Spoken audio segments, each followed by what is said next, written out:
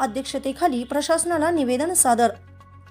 वासखेड येथील माळमाथा परिसरातील सगळ्यात मोठे बाजारपेठेचे केंद्रबिंदू म्हणून ओळखले जाणारे शहर म्हणजेच जैतानी शहराची ओळख आहे।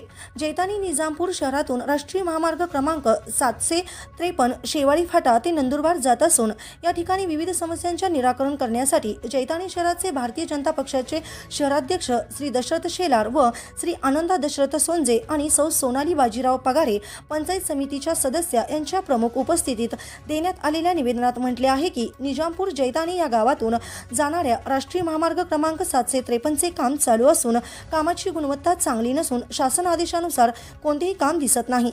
संबंधित कामाचे ठेकेदार आपल्या मनमानी पद्धतीने व दमदाटीने काम करीत आहेत।